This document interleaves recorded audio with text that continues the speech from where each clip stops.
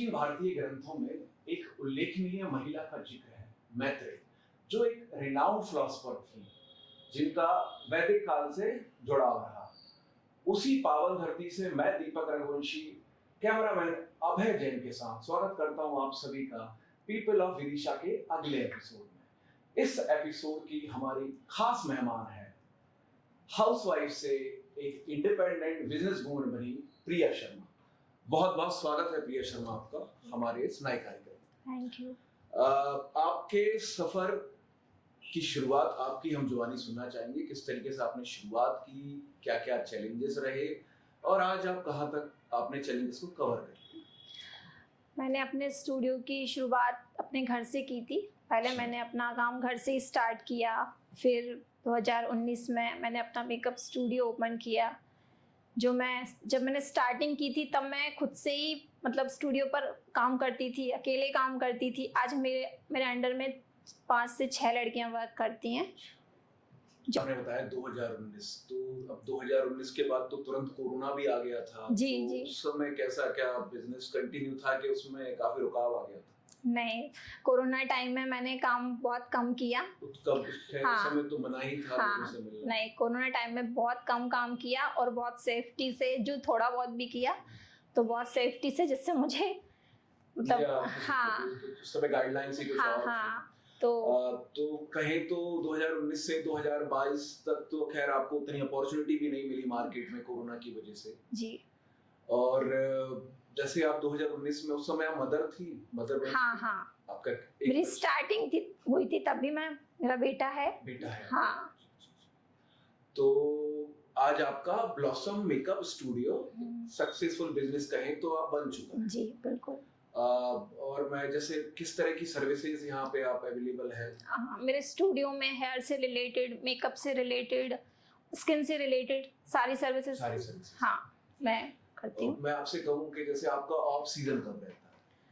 अभी जब कस्टमर ही नहीं है, सब सीजन आता है इस इंडस्ट्री में? नहीं, अब नहीं आता है। पहले ऐसा होता था, अब कोई सीजन नहीं होता, अब हमेशा सीजन रहता है। सबको हमेशा अच्छा दिखना रहता है।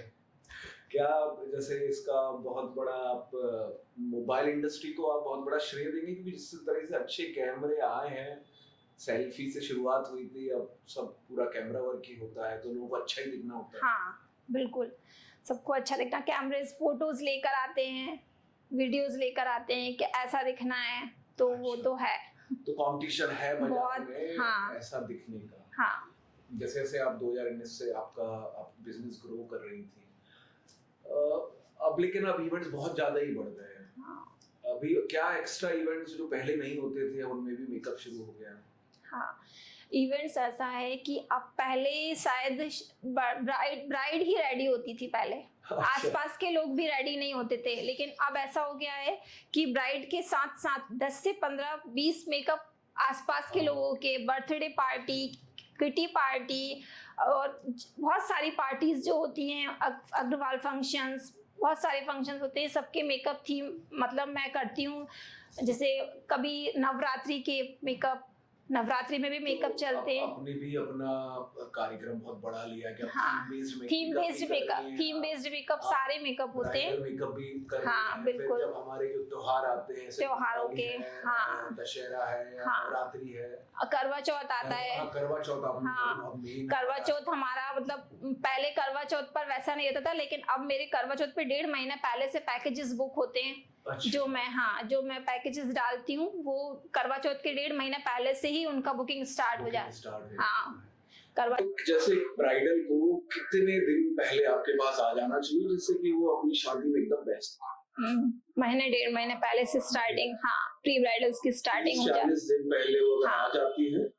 तो ब्राइडल डे तक जिस दिन, तो वो बहुत उसका रिजल्ट अच्छा दिखता है। तो आपने बताया कि ब्राइडल को करीबन 30 से 40 दिन पहले आपके पास अगर आएंगी तो उस दिन वो बेस्ट दिखेगी। तो इसमें खर्चा कितना हो जाता है? खर्चा होता है, मतलब ऐसा डिपेंड करता है ब्राइडल की जो रिक्वायरमेंट है ब्राइडल का, कि उसको कौन कौन से इवेंट में रेडी होना है, उसे कौन से प्रोडक्ट से मेकअप करवाना है, उस हिसाब से पैकेजेस बनते हैं। प्री ब्राइडल्स लेना है या नहीं लेना है, उस हिसाब से खर्च डिसाइड होता है। एक स्टार्टिंग पैकेज कहाँ से शुरू 10-15 से स्टार्टिंग है, हाँ 30 तक जाता है। तो फिर आप इतना लेते जितना आप ब्राइडल पर डिपेंड करता है कि उसको कितना अच्छी क्वालिटी पे जाना है। अभी मैं ऐसे बात करूं कि जैसे अभी आप यहाँ पे आपको जैसे 2019 से बताया तो करीबन 6 साल आपको हो गए। जी। सबसे महंगा कहाँ तक है विदिशा? महंगा पैकेजेस 40 हजार तक का पैकेजेस मैंने बनाए हैं, जिसमें ब्राइडल की रिक्वायरमेंट के हिसाब से मैंने उनको सारे मेकअप, हल्दी, मेहंदी, जो भी उनको चाहिए वो सारे पैकेजेस बनाकर उनको दिए हैं। जी जी। तो जैसे आप जैसे विदिशा में आपका ये मेकअप स्टूडियो है, तो जैसे बाहर के कॉल्स भी लेते हैं? हाँ बाहर के? जी, वो डिपेंड करता है कि कहाँ जाना है, मतलब ब्राइडल को मतलब कौन कौन से मेकअप चाहिए, कितना बड़ा पैकेज बन रहा है, तो वो और फर्स्ट मेरे स्टूडियो पर कोई बुकिंग ना हो, मैं स्टूडियो की बुकिंग को सबसे ज्यादा महत्व देती हूँ। तो जैसे शादियों के टाइम तो बहुत ज्यादा मतलब कस्टमर्स भी बहुत ज्यादा रहते हैं और आपको भी आपका बेस्ट देना होता है क्योंकि खराब मेकअप तो करना कोई है नहीं। बिल्कुल नहीं। तो उस समय आप कैसे मैनेज करती है अपने वर्कलोड?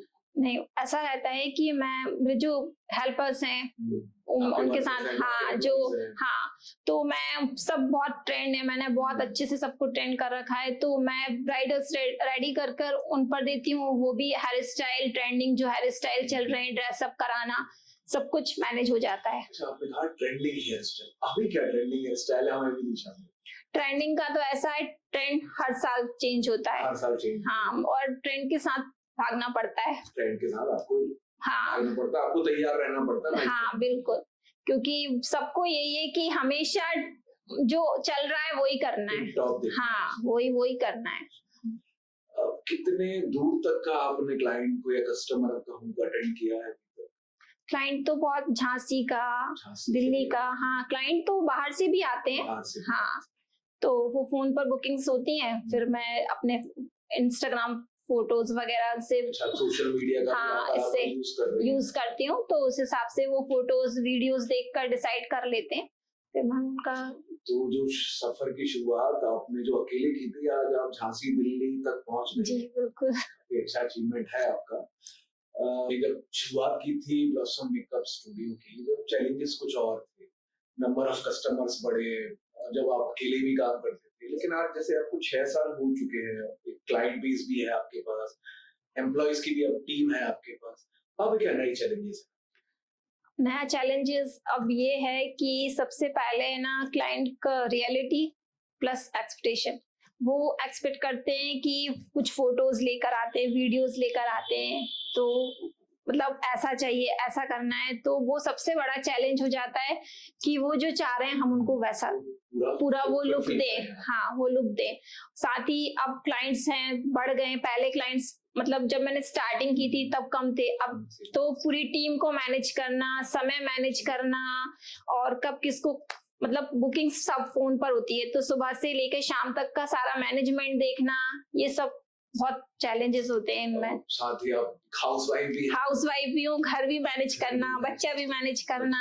बार कुछ मेकअप्स ऐसे भी आए होंगे जो आपको बहुत चैलेंजिंग लगे होंगे, तो किस तरीके का एक्सपीरियंस रहा, किस तरीके के चैलेंजेस आए? एक्सपीरियंस तो बहुत अच्छा रहा है। कुछ जैसे महारानी लक्ष्मीबाई, एक बार मैंने एक बच्ची को महारानी लक्ष्मीबाई बनाया था। एक स्कूल में बनना? हाँ स्कूल में बनना था। और एक मदर आई जिनको अपने बच्चे को 9 दिन माता जी का सब 9 ही रूप माता जी के देना था, जो मुझे 9 दिन तक उनके अलग अलग उनको रूप वो देना पड़े कि आपको ऐसे रेडी, डेली चेंज, 9 दिन का डेली चेंज करते थे।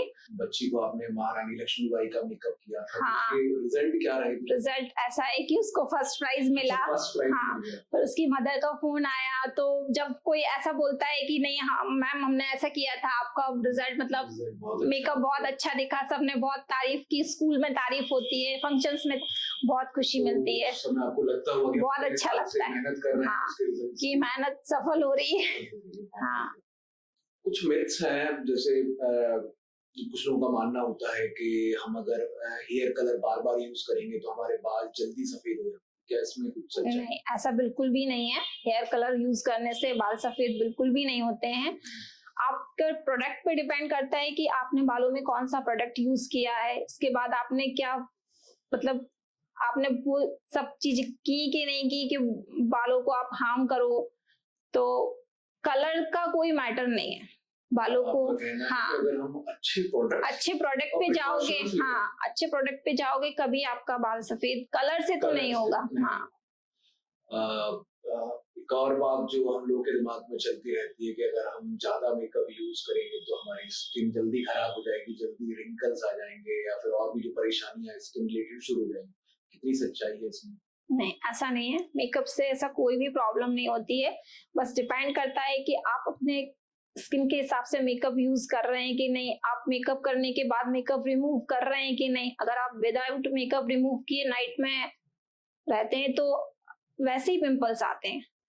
अगर आप उस मेकअप को सही से सही से आपने नहीं रिमूव किया है। और सबसे मेन मैटर होता है प्रोडक्ट का बहुत बड़ा रहता है रोल कि आप अच्छा प्रोडक्ट यूज करें, उसको सही तरीके से यूज करें, आपको पिंपल्स प्रॉपर गाइडलाइन मिलती होंगी अपने सारे। बिल्कुल जो भी उनको फॉलो कर रहे हो तो उनको कोई समस्या कोई प्रॉब्लम नहीं होती, स्किन रिलेटेड कोई प्रॉब्लम नहीं होती। और जैसे कोई ब्राइडल आती है आपसे मेकअप करने के लिए तो आजकल तो सोशल मीडिया का इतना जमाना है तो पर्टिकुलर फोटो या वीडियो लेके आते होंगे, बिल्कुल। तो वो उनकी स्किन पे वो सूट करेगा कि नहीं करेगा, ये आप कैसे जज करते हैं या फिर किस तरीके से करते हैं? नहीं ऐसा है, ये आप बिल्कुल सही बोल रहे हैं कि अभी सारी ब्राइडल्स फोटोज वीडियोस लेकर ही आती हैं और वो हमारे लिए बहुत बड़ा चैलेंज होता है कि उनका स्किन टोन वैसा है, उनके फीचर्स वैसे हैं कि नहीं। लेकिन हमें जो उनको चाहिए वो हमें उनको देना पड़ता है और बहुत अच्छे से करते हैं और वो बिल्कुल बेस्ट रिजल्ट दिखता है करने के बाद। हाँ, तो वो मैनेजेबल है, मैनेज हो जाता है, वो जो उनको चाहिए उसके लिए वो मैनेज हो जाता है सब। और जैसे मैं इतना तो नहीं, जैसे स्किन टाइप जैसे किसी का ऑयली स्किन है, किसी का ड्राई स्किन है, और अगर आप जैसे इतने साल हो गए आपको इस इंडस्ट्री में तो आप उनके लिए कुछ होम टिप देना चाहेंगे? जैसे ऑयली स्किन है, ड्राई स्किन है, तो क्या क्या प्रिकॉशंस रखें उनकी स्किन की हमेशा ग्लो करके रखें? हाँ, जिनका ऑयली स्किन होता है मैं उनको बार बार बोलती हूँ कि आपको अच्छा मतलब आपकी skin according face wash use करना है, दिन में 2 से 3 बार फेस वॉश करना है, नाइट सीरम यूज करना है, बाहर जाए तो सनस्क्रीन यूज करना है, फेस वॉश मतलब स्किन को मेंटेन रखने के लिए समय समय पर क्लीन अप फेशियल्स लेना है तो स्किन मेंटेन रहता है। और ड्राई स्किन के लिए ऐसा रहता है कि आपको है ना क्लीन अप फेशियल तो लेना ही है, इसके अलावा ड्राई स्किन पे ज्यादा कोई इतना इश्यू होता नहीं है, ऑयली स्किन पे ज्यादा। हाँ, ऑयली स्किन पर पिंपल्स का ज्यादा वो रहता है। आजकल हमारे बीच में हेयर फॉल भी एक बहुत बड़ा इश्यू है। अब पहले तो खैर ये मेल्स में ही होता था, अब तो फीमेल में भी ये बहुत बड़ा इश्यू है। उसकी अब जो यहाँ पे जहाँ मेकअप स्टूडियो में जो सर्विस देते हैं तो उससे भी कुछ रिजल्ट्स बेटर होते हैं? हाँ, स्किन हेयर जब अपन हेयर स्पा करते हैं, कोई भी हेयर से रिलेटेड ट्रीटमेंट देते हैं तो हेयर कट करो, थोड़ा सा हेयर कट ले लेते हैं तो हेयर से जो रिलेटेड जितनी भी प्रॉब्लम्स होती हैं वो सब हो जाती हैं, क्योंकि सॉल्व हो जाती हैं, क्योंकि आपको हर चीज को मेंटेन रखना पड़ता है तो आपको हेयर को भी मेंटेन रखना है। अच्छा, जैसे हेयर ट्रीटमेंट का खर्च कहाँ तक जाता है अगर मैं कहूँ तो?